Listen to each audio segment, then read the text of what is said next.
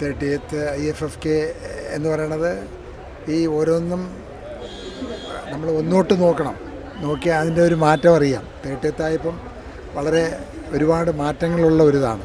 പക്ഷേ എങ്കിലും ചില കുന്നായ്മത്തരങ്ങൾ അങ്ങ് കേന്ദ്രത്തിൽ നിന്നൊക്കെ ഉണ്ടാക്കി എന്നൊക്കെ പറയുന്നു.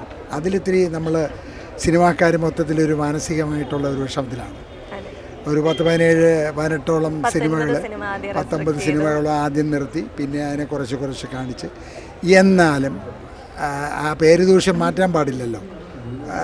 സിനിമ അവിടെ പിടിച്ചു വെച്ചു എന്നുള്ളതന്നെ. അങ്ങനെ ഇപ്പോൾ 6 സിനിമകൾ അവിടെ പിടിച്ചു വച്ചിരിക്കുകയാണ്. അപ്പോൾ അതൊന്നും വേണ്ടായിരുന്നു. ഈ എല്ലാവർക്കും ഫ്രീ ആയിട്ട് സിനിമ കാണാൻ പറ്റുന്ന ഒരു മുഹൂർത്തമാണ് വർഷത്തിലൊരിക്കൽ. അതവിടെ സെൻസർഷിപ്പൊന്നും അവിടെ ഏർപ്പെടുത്തേണ്ട കാര്യങ്ങളില്ലാത്തതാണ്. എല്ലാവർക്കും എവിടെയും കാണാമെന്നുള്ള. ഗോവയിലൊക്കെ കണ്ട കാര്യങ്ങളാണ്. പക്ഷെ കേരളത്തിൽ തിരുവനന്തപുരത്ത് വരുമ്പം കാണിക്കുമ്പം അത് കാണാൻ പറ്റില്ല എന്ന് പറയുന്നത് മോശമാണ്.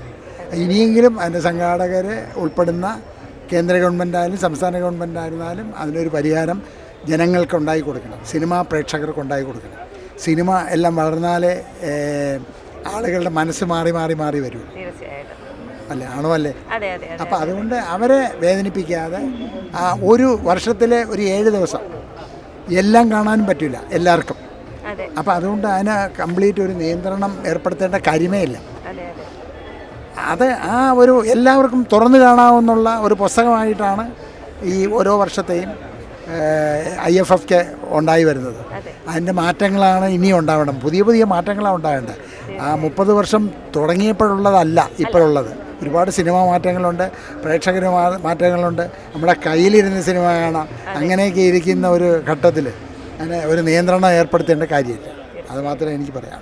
സാർ, പക്ഷേ പതിവ് ഒരു IFFKയുടെ ഒരു ഓളമൊന്നും ഇത്തവണ ഇല്ല എന്ന് ഒരുപാട് ആൾക്കാർ പറയുന്നുണ്ട്. സാറിന് അങ്ങനെ തോന്നുന്നു?